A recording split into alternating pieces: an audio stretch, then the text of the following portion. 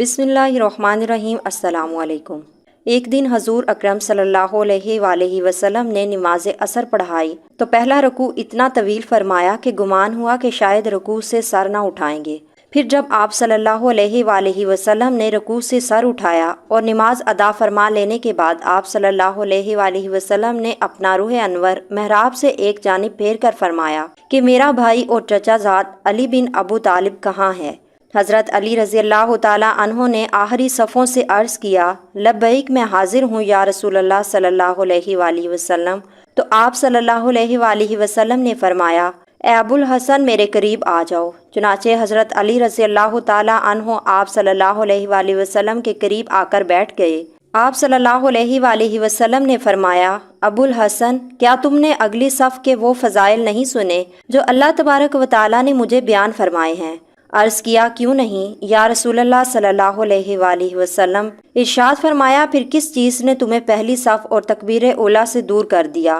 کیا حسن اور حسین کی محبت نے تمہیں مشغول کر دیا تھا؟ عرض کیا کہ ان کی محبت اللہ تعالیٰ کی محبت میں کیسے رکاوٹ ڈال سکتی ہے؟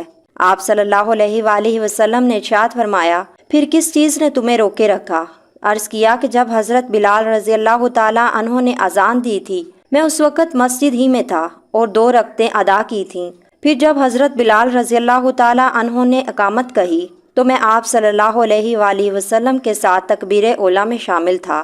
پھر مجھے وضو میں شبہ ہوا تو میں مسجد سے نکل کر فاطمہ رضی اللہ تعالیٰ عنہا کے پاس گھر چلا گیا اور جا کر حسن حسین کو پکارا، مگر کسی نے میری پکار کا جواب نہ دیا تو میری حالت اس عورت کی طرح ہو گئی جس کا بچہ گم ہو جاتا ہے یا ہانڈی میں ابلنے والے دانے جیسی ہو گئی۔ میں پانی تلاش کر رہا تھا کہ مجھے اپنی دائیں جانب ایک آواز سنائی دی اور سبز رومال سے ڈھکا ہوا سونے کا پیالہ میرے سامنے آ گیا۔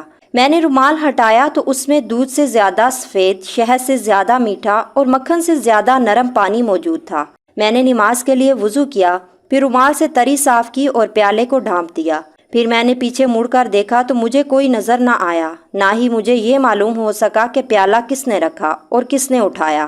آپ صلی اللہ علیہ وآلہ وسلم نے غیب کی خبر دیتے ہوئے مسکرا کر ارشاد فرمایا، مرحبا مرحبا اے ابو الحسن، کیا تم جانتے ہو تمہیں پانی کا پیالہ اور رومال کس نے دیا تھا؟ عرض کی، اللہ اور اس کے رسول صلی اللہ علیہ وآلہ وسلم بہتر جانتے ہیں۔ ارشاد فرمایا، پیالہ تمہارے پاس حضرت جبرائیل علیہ السلام لے کر آئے اور اس میں خطیرۃ القدس کا پانی تھا، اور رومال تمہیں حضرت میکا علیہ السلام نے دیا تھا۔ حضرت اسرافیل علیہ السلام نے مجھے رکوع سے سر اٹھانے سے روکے رکھا یہاں تک کہ تم اس رکعت میں آ کر مل گئے۔ ابو الحسن، جو تم سے محبت کرے گا اللہ تبارک و تعالیٰ اس سے محبت کرے گا، اور جو تم سے بغض رکھے گا اللہ تبارک و تعالیٰ اسے ہلاک کر دے گا۔